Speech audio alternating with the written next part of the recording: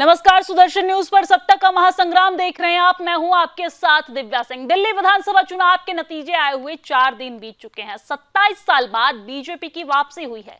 हार जीत के परिणाम तो साफ हो गए, पर मुख्यमंत्री पर अब भी सस्पेंस कायम है। अब तक बीजेपी की ओर से दिल्ली के अगले मुख्यमंत्री के नाम की घोषणा नहीं की गई है। दिल्ली का अगला सीएम कौन होगा, सबके मन में यही सवाल है। और इस बीच केंद्रीय गृह मंत्री अमित शाह और बीजेपी राष्ट्रीय अध्यक्ष जेपी नड्डा की मंगलवार रात को एक अहम बैठक हुई है। गृह मंत्री अमित शाह और बीजेपी अध्यक्ष जेपी नड्डा की बैठक करीब 1 घंटे तक चली। मिली जानकारी के अनुसार इस दौरान दोनों के बीच दिल्ली में सरकार गठन और मुख्यमंत्री के लिए संभावित नामों पर चर्चा हुई है और यह फैसला लिया गया है कि 16 फरवरी के बाद बीजेपी के विधायक दलों की बैठक होगी और इसके के बाद मुख्यमंत्री के नाम की घोषणा हो सकती है।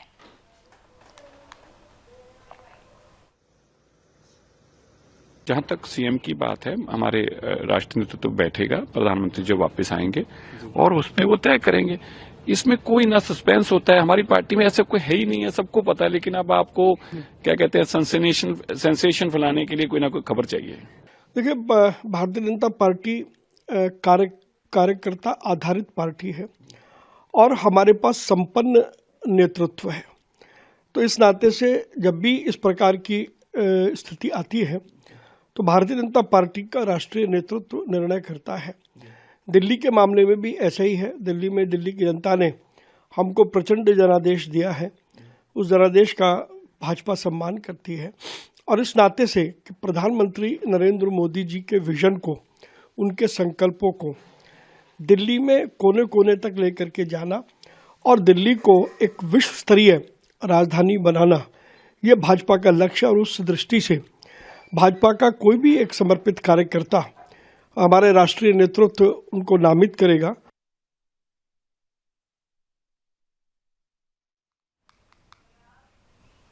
और इसी खबर पर ज्यादा जानकारी के साथ हमारे साथ दिल्ली के ब्यूरो चीफ सौरभ तिवारी जी हमारे साथ जुड़ गए हैं। सौरभ तिवारी जी, यहां पर दिल्ली के मुख्यमंत्री के नाम पर सस्पेंस बरकरार है। इसी बीच जेपी नड्डा और गृह मंत्री अमित शाह की मुलाकात हुई, बैठक हुई है। बैठक से क्या कुछ मायने निकाले जा रहे हैं, बैठक में क्या कुछ बातें हुई है, निकलकर क्या कुछ सामने आ रहा है, बताइए जरा दर्शकों को। जी देखिए, प्रधानमंत्री नरेंद्र मोदी सस्पेंस फिल्म के डायरेक्टर हैं। मैं हमेशा इस बात को हमेशा बोलता हूँ दिव्या, और जाहिर बात है जिस तरह से कई राज्यों के आपने उदाहरण देखे हो, चाहे मध्य प्रदेश हो, राजस्थान हो, छत्तीसगढ़ का कर लीजिए, तो हमेशा प्रधानमंत्री हमेशा से चौंकाते हैं अपने फैसलों से। अब देखिए, सबसे बड़ा सवाल यही है कि दिल्ली का मुख्यमंत्री कौन बनेगा। हम तो वही चाहेंगे कि दिल्ली का मुख्यमंत्री वही बने तो रोहिंग्या और बांग्लादेशियों को जल्द से जल्द की योजना बनाए, क्योंकि जिस तरह से रोहिंग्या और बांग्लादेशी दिल्ली में घुस गए हैं, उधर आईडी कार्ड में उनका नाम है, राशन कार्ड में उनका नाम है। और देखिए, जिस तरह से बैठक हुई है गृह मंत्री अमित शाह की, बीजेपी के जो राष्ट्रीय अध्यक्ष नड्डा की बैठक हुई है, उस बैठक में बैठक के बाद जो गृह मंत्री अमित शाह, उन्होंने कहा कि 16 तारीख के बाद सरकार बनाने की प्रक्रिया पर बातचीत शुरू करेंगे। यानी विधायक दल की जो बैठक है वो 16 फरवरी के बाद होगी और एक पर्यवेक्षक नियुक्त होगा जो क्या तय करेगा विधायक दल की बैठक में कि भारतीय जनता पार्टी का मुख्यमंत्री कौन होगा दिल्ली का।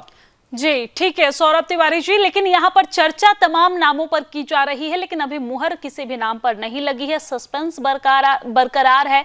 लोग ये जानना चाहते हैं कि दिल्ली का अगला मुख्यमंत्री कौन होगा। हमारे साथ तमाम मेहमान भी जुड़ेंगे, उनसे भी हम बातचीत करेंगे। बहरहाल आपको जानकारी दे दें कि दिल्ली के मुख्यमंत्री के नाम को लेकर तमाम तरह की चर्चा चल रही है। बहुत सारे विधायक दल के नेता जो हैं वो अपने सोशल मीडिया पर कहीं ना कहीं अपना PR का काम कर रहे हैं, लेकिन उनको ये पता नहीं है कि शायद प्रधानमंत्री नरेंद्र मोदी को सरप्राइज देना कितना अच्छा लगता है। जिन नामों की चर्चा अमूमन मीडिया में होती है, नाम कुछ उससे हटकर आता है, लेकिन यहाँ पर सस्पेंस लगातार बरकरार है, चर्चा जारी है, बैठकों का दौर जारी है। इस वक्त प्रधानमंत्री नरेंद्र मोदी विदेश के दौरे पर हैं। उम्मीद जताई जा रही है कि जब वो वापस लौटेंगे तो कहीं ना कहीं नाम पर मुहर लगेगी। लेकिन अमित शाह और जेपी नड्डा की मुलाकात लगातार जारी है। हमने देखा कि किस तरीके से बीते दिन अमित शाह और जेपी नड्डा जो है राष्ट्रीय अध्यक्ष है भारतीय जनता पार्टी की, उनकी मुलाकात हुई और इस दौरान बैठक भी हुई। 1 घंटे तक ये बैठक चली, जिसमें तमाम तमाम नामों पर चर्चा हुई होगी और अब ये कहा भी जा रहा है कि शायद अंदर ही अंदर नामों पर मुहर लग गई है, लेकिन एक जो फॉर्मेलिटीज होती है वो होना अभी बाकी है। हमारे साथ मेहमान भी जुड़ेंगे। मैं अपनी टीम से पूछना चाहूंगी कि क्या मेहमान हमारे साथ जुड़ गए हैं। चलिए, हमारे साथ मेहमान जुड़ गए हैं। सबसे पहले आपको उनसे परिचय करवा देती हूँ। खेमचंद शर्मा हमारे साथ बीजेपी के नेता जुड़ गए हैं। डॉक्टर वेद प्रकाश जो राजनीतिक विशेषज्ञ हैं वो हमारे साथ जुड़ गए हैं। खेमचंद शर्मा जी, सबसे पहले आपके पास आते हुए 27 साल बाद आपकी वापसी तो हो गई, लेकिन मुख्यमंत्री के नाम पर इतना ज्यादा सस्पेंस क्यों? जी नमस्कार, जय श्री राम। जी, जय श्री राम। मुख्यमंत्री के लिए कोई भी परेशानी नहीं है। हर एक कार्यकर्ता मुख्यमंत्री मोदी जी ने अपने भाषण में हेडक्वार्टर में सभी को संबोधित किया, कहा कि आप सब जो काम है सर, आपकी आवाज बहुत कम आ रही है। मैं चाहूंगी जरा आप अपने ऑडियो में जो प्रॉब्लम आ रही है उसे ठीक कर ले। शायद आपकी आवाज जो है वो नेटवर्क इशू की वजह से कम आ रही है। सर, अनम्यूट करें, अपने आप को अनम्यूट करें। आपने खुद को म्यूट कर लिया है, अनम्यूट करें। चलिए, एक बार फिर से संपर्क करने की कोशिश करेंगे खेमचंद शर्मा जी से, लेकिन इसी के साथ हमारे साथ राजनीतिक विशेषज्ञ हमारे साथ डॉक्टर वेद प्रकाश जी भी जुड़ गए हैं। डॉक्टर वेद प्रकाश जी, क्या लग रहा है दिल्ली का अगला मुख्यमंत्री कौन होगा? क्योंकि भारतीय जनता पार्टी 27 साल बाद वापसी तो कर ली है, लेकिन उनके सामने कई सारे चैलेंजेस है। क्षेत्रवाद को लेकर चैलेंज है, जाति को लेकर चैलेंज है, काम को लेकर चैलेंज है, जाने माने चेहरे को लेकर चैलेंज है। क्या लग रहा है दिल्ली का अगला मुख्यमंत्री कौन होगा? सबसे पहले तो आपको और आपके दर्शकों को मेरा नमस्कार। जी सर। आप इस बहस के बजाय कि कौन बनेगा, हमें करनी चाहिए कि कैसा मुख्यमंत्री होना चाहिए। ये ज्यादा महत्वपूर्ण है, क्योंकि कौन बनेगा सब कहते हैं, कयास लगा रहे हैं कि उसको बनेगा और सभी कोशिश कर रहे हैं अपनी।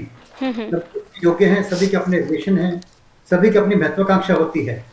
अच्छी बात है कि भारतीय जनता पार्टी जो कैडर बेस्ड पार्टी है और वहां आज तक इस बारे में कभी विद्रोह नहीं होता कि किसको सीएम बनाया गया, किसको पीछे छोड़ा गया। आपके चैनल का और सभी चैनलों का मुख्य उद्देश्य होना चाहिए कि कैसा हो। जैसे कि कंपनी होती है, उसके मालिक शेयर होल्डर होते हैं, ऐसे ही जो प्रांत है, देश है, इसके मालिक जो है जनता है। और अपने को चुनना चाहिए या ऐसा व्यक्ति जो एक सीईओ की तरह, चीफ एग्जीक्यूटिव ऑफिसर की तरह देश को, प्रांत को अच्छे ढंग से चला सके और जो चैलेंजेस हैं, जो काम है, उनको पूरा कर सके। तो मेरा तो ये मानना है कि हमें सबको मिलकर इस बात पे चर्चा करनी चाहिए, ताकि जो भी नेतृत्व किसी को डिसाइड करता है या जो एमएलए सबको चुनते हैं, तो विशेष ख्याल रखें कि ऐसा व्यक्ति हो जो डिलीवर कर सके एक बड़ी कंपनी की सीईओ की तरह। ठीक है सर, आपको राजनीति में बहुत सालों का अनुभव है। आपको क्या लगता है कि दिल्ली के मुख्यमंत्री कैसे होने चाहिए? आपने ही कहा कि दिल्ली का मुख्यमंत्री कैसा हो, तो इसका सवाल का जवाब मैं आप ही से लूंगी कि दिल्ली का मुख्यमंत्री कैसा हो। क्योंकि कांग्रेस के समय में हमने देखा कि किस तरीके से शीला दीक्षित जी जो है काफी वर्षों तक, दशकों तक हम ये कह ले कि वो मुख्यमंत्री रही, तमाम तरह का काम उन्होंने किया, लेकिन सत्ता से वो दोबारा सत्ता में नहीं आ पाई 15 साल के बाद। इसके बाद फिर बीजेपी की जो सरकार है वो बनी, लेकिन भारतीय जनता पार्टी कुछ ज्यादा दिन तक नहीं टिकी। फिर आम आदमी पार्टी की सरकार बनी। लेकिन एक्चुअल में दिल्ली की जनता को कैसा मुख्यमंत्री चाहिए, आपको क्या लगता है? देखिए, इसके अंदर मैं एक विशेष बात बतानी चाहूंगा। जनरल बात करें, स्पेसिफिक बात नहीं कर रहा हूं। जनता को क्या चाहिए? सबसे पहले जनता को भोजन चाहिए खाने को जी। दूसरा, उनको सुरक्षा चाहिए कि कोई बदमाश तंग ना करे, बाहर के लोग तंग ना करें। और तीसरा चाहिए कि राजा का कैरेक्टर ऐसा हो जिसपे जनता विश्वास कर सके। आज की राजनीति के अंदर कैरेक्टर की बात लोग भूल गए, विश्वास करने की, अपने आप को गुडविल की बात भूल गए। और इस इलेक्शन के अंदर देखेंगे तो मुख्य बात देखेंगे तो केजरीवाल जी ने अपनी गुडविल के बारे में कोई केयर नहीं की। उन्होंने कहा कि एडवर्टाइजमेंट देंगे, फ्री देंगे तो वोट मिल जाएंगे। और मोदी जी हमेशा अपनी गुडविल के बारे में, अपने कैरेक्टर के बारे में हमेशा केयरफुल रहे। कोई भी उनके ऊपर आज एक इल्जाम नहीं लगा पाया। उन तो क्या, उनकी पूरी टीम के किसी व्यक्ति के ऊपर भी, किसी सेंट्रल मिनिस्टर के ऊपर कोई इल्जाम आज तक नहीं है। उन्होंने टीम में अच्छे व्यक्ति चुने हैं। अश्विनी वैष्णव है, जयशंकर जी हैं, अमित शाह जी हैं, गडकरी जी हैं। किसी के ऊपर एक नए पैसे का इल्जाम भी आज तक कोई पक्ष नहीं लगा पाया। एक और बात नोट करेंगे हम लोग कि जैसे कांग्रेस का बुरा हाल क्यों हो रहा है। पिछले कई सालों से कांग्रेस भारतीय जनता पार्टी को हराने की कोशिश कर रही है, खुद को जिताने की कोशिश नहीं कर रही जी। हराने की कोशिश करते खुद हार रही है। पहली बार दिल्ली के अंदर उसने अपने आप को जिताने की कुछ कोशिश की है, तो उसका रिजल्ट आगे से बेटर मिला है। तो अपने को चीफ मिनिस्टर ऐसा चाहिए जो उसका कैरेक्टर ऐसा हो कि जनता विश्वास कर सके, ताकि जो काम वो करेगा लोग उसको फॉलो करेंगे। कैरेक्टर की बात अपनी राजनीति में आजकल लोग भूल गए हैं। तो पहली बात कैरेक्टर की, दूसरी योग्यता की बात, तो वो योग्य हो, उसका पिछला रिकॉर्ड जहां भी वो रहा है, MP रहा है, MLA रहा है, वो काम करने की इच्छा रखता हो और काम करना जानता हो। क्योंकि जब भी हम रिश्ता बनाते हैं किसी से, हम पिछला रिकॉर्ड देखते हैं, कोई जिम्मेवारी देते हैं तो पिछला रिकॉर्ड देखते हैं, तो हमें उसका कैरेक्टर और उसकी योग्यता पिछले रिकॉर्ड के हिसाब से देखकर ही बनाना चाहिए। वेद प्रकाश जी, जिस तरीके से आपने कहा कि कैरेक्टर देखना चाहिए, योग्यता देखना चाहिए, साथ ही साथ आपने भोजन की भी बात की। इस वक्त देश भर में रेवड़ियां को लेकर खूब चर्चा है, फ्री को लेकर खूब चर्चा है। आज भी हमने देखा कि किस तरीके से सुप्रीम कोर्ट की तरफ से ये टिप्पणी की गई है कि आप लोगों में ज्यादा फ्री सेवा बांटेंगे, फ्री खाना देंगे, फ्री बिजली देंगे, फ्री ये देंगे, वो देंगे, तो लोग काम करना नहीं चाहते हैं। ऐसे में इस पर आप क्या कहेंगे? क्या फ्री जो अनाज देने की सुविधा है, फ्री जो अनाज लगातार प्रधानमंत्री नरेंद्र मोदी के द्वारा यहाँ पर दी जा रही है, क्या ये टिप्पणी इस पे थी? देखिए, किसी को भी फ्री देकर कभी योग्य नहीं बनाया जा सकता। क्या सारे वर्ष फ्री देते रहोगे आप? अल्टीमेटली अपना एम होना चाहिए कि वो बंदा, लोग ऐसे योग्य बने कि खुद कमा कर खा पाए। आज बहुत ज्यादा जोर है इनपुट पर सब्सिडी देने का, बजाय इसके आउटपुट पर इंसेंटिव होना चाहिए। हमारा जो खर्चा हम फ्री देने में करते हैं, वो खर्चा लोगों को योग्य बनाने को होना चाहिए, लोगों को रोजगार मिले। PPP मॉडल से सभी लोगों को रोजगार मिल सकता है। अपने देश के, अपने शरीर के अंदर भी एक मुंह होता है, दो हाथ होते हैं। यदि दो हाथों को काम दिया जाए, लोग नौकरी ना करने के बजाय, नौकरी की तरफ भागने के बजाय सेल्फ एम्प्लॉयमेंट की ओर भागें। कितनी ही चीजें हैं ऐसी जो लोगों को सेल्फ एम्प्लॉयमेंट दे सकती हैं। तो लोगों का माइंडसेट ऐसा बनाया जाए कि वो सेल्फ एम्प्लॉयड होकर काम करना चाहें और औरों को काम दे सके। जैसे MSME ग्रुप है, मिडिल इनकम ग्रुप, जो स्मॉल सेक्टर जो होता है, मिडिल, सबसे ज्यादा रोजगार ये देता है। इस बार सरकार ने इनको ख्याल रखा है, इनका बढ़ाने की कोशिश की है, तो बढ़ाने की कोशिश होनी चाहिए। प्राइवेट लोग पैसा लगाएं तो उनको ये हेडेक ना हो कि हमारे को कोई आदमी चोर समझता है। मैंने पिछली बार भी आपके चैनल पे कहा था कि व्यापारी को सरकार भी और सभी लोग, आपके चैनल वाले भी, प्रगतिवीर कहकर कहना काम शुरू करें, तो व्यापारी पूरे देश को रोजगार दे देंगे और किसी बांटने की जरूरत। जी वेद प्रकाश जी, कहीं ना कहीं सरकार को रोजगार के मुद्दों पर ध्यान देना चाहिए, सरकार को तमाम तरह की चीजों पे ध्यान देना चाहिए, और हमारे दर्शकों का, हमारी जनता, हमारे देश की जो जनता है, उन्हें भी समझना चाहिए कि ये जो फ्री की रेवड़ियां बढ़ती है, ये आपको जो आपकी सरकार है, चाहे वो केंद्र की हो या फिर आपके प्रदेश की हो, वो अपने पॉकेट से नहीं, बल्कि आपके द्वारा या आपके देश के जनता के द्वारा दिए गए टैक्स के पैसे से। तो अगर आप वो फ्री के रेवड़ियां लेंगे तो फ्री की रेवड़ियां लेते रहेंगे, अगर आप वो रेवड़ियां नहीं लेते हैं तो कहीं ना कहीं वो पैसा आपके देश के विकास में जाएगा। तो इसके लिए आपको भी जागरूक होना पड़ेगा। वेद प्रकाश जी, आप हमारे साथ बने रहिए, लौटूंगी आपके पास, लेकिन यहाँ पर वक्त एक बहुत छोटे से ब्रेक का हो चला है, जल्द लौटते हैं। और ब्रेक के बाद एक बार फिर से सत्ता के महासंग्राम में आपका स्वागत है। हमारे साथ सभी मेहमान जुड़े हुए हैं। खेमचंद शर्मा जी जो बीजेपी के नेता हैं, वो भी हमारे साथ जुड़े हुए हैं। डॉक्टर वेद प्रकाश जी, हमारे साथ लगातार चर्चा उनकी जारी है। खेमचंद शर्मा जी, एक बार फिर से आपके पास आते हुए, क्या आपको मेरी आवाज मिल रही है सर? जी दिव्या जी, आपकी आवाज आ रही है? ठीक है सर, दिल्ली का मुख्यमंत्री कौन होगा? क्योंकि 27 साल बाद आपकी वापसी तो हो गई है, लेकिन नाम को लेकर अभी भी संशय जो है वो बरकरार है। कौन होगा अगला मुख्यमंत्री?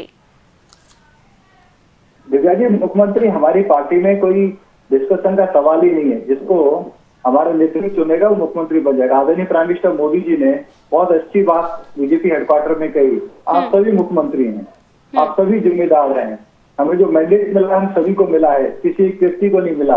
तो जाओ, काम करो, लोगों के बीच में रहो, लोगों का फीडबैक लो, लोगों की समस्याएं समझो, और आप देखेंगे 48 के 48 विधायक अभी जमीन पे हैं, लोगों के बीच में जाके काम करा रहे हैं और उनका फीडबैक ले रहे हैं, उनकी समस्याओं को लिस्ट डाउन कर रहे हैं कि जैसे ही विधानसभा शुरू होगी कैसे हम उनके प्रायोरिटी पे काम करें।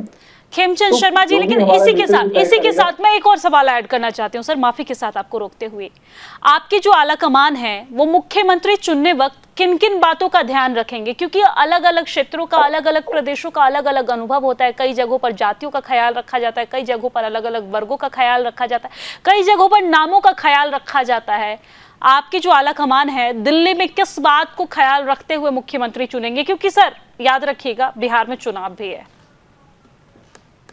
दिव्या जी, भारतीय जनता पार्टी इस तरीके से नहीं चलती कि बिहार में चुनाव है, पंजाब में चुनाव है या बंगाल में चुनाव आने वाला है तो दिल्ली का मुख्यमंत्री वैसे बनेगा।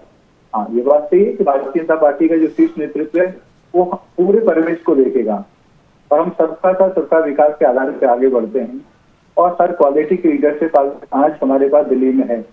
युवा भी हैं, महिला भी हैं, SC/ST वर्ग से भी हैं, OBC वर्ग से भी हैं और जनरल कैटेगरी से भी हैं। अब जो नेतृत्व को सभी फीडबैक के अनुसार, क्योंकि हमारे यहाँ पे ऐसा नहीं है कोई प्राइवेट लिमिटेड कंपनी है, हमारे यहाँ पे सभी के साथ डिस्कशन होता है, संवाद होता है, संवाद और डिस्कशन के बाद निर्णय लिया जाता है। तो उस निर्णय की प्रक्रिया में लगातार डिस्कशन चल रहा है, उस डिस्कशन की निकल के बाहर आई और क्योंकि ये समस्या इसलिए भी नहीं है, क्या करना है ये बिल्कुल साफ है, वो हमारे संकल्प पत्र में है। क्या नहीं करना वो भी साफ है कि हमें करप्शन को प्रमोट नहीं करना, हमें लॉ एंड ऑर्डर की सिचुएशन को बेटर करना है, किसी भी तरीके के क्राइम को हमें प्रमोट नहीं करना। तो जब क्या करना है और क्या नहीं करना ये स्पष्ट हो तो व्यक्ति से बहुत ज्यादा फर्क नहीं पड़ता। नेतृत्व जिसको भी चुनेगा उनके सामने बिल्कुल साफ है।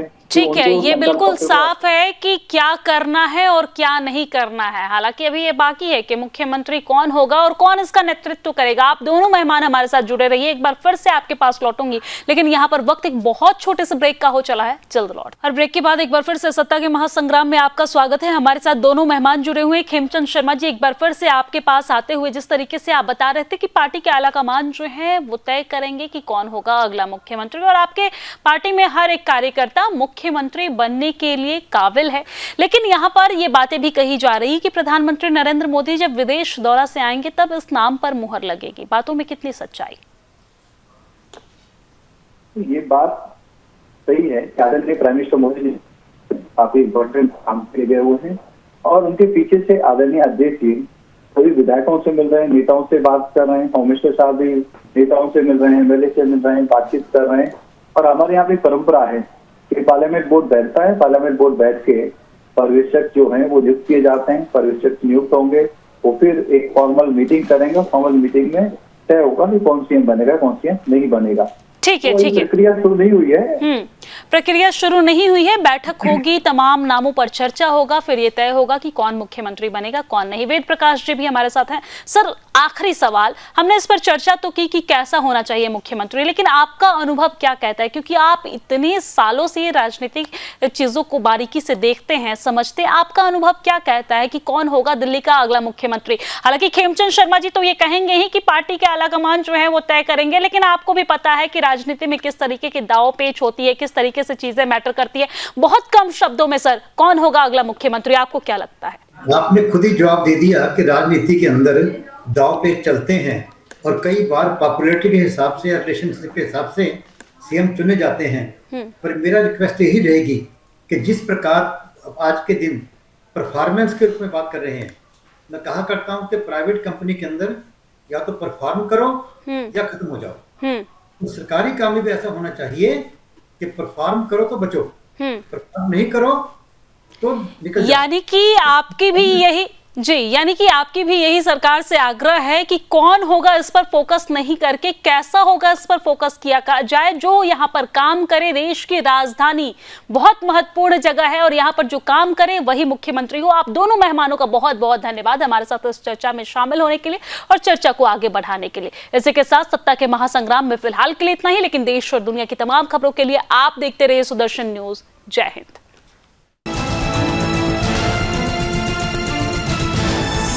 आप देख रहे हैं सुदर्शन न्यूज।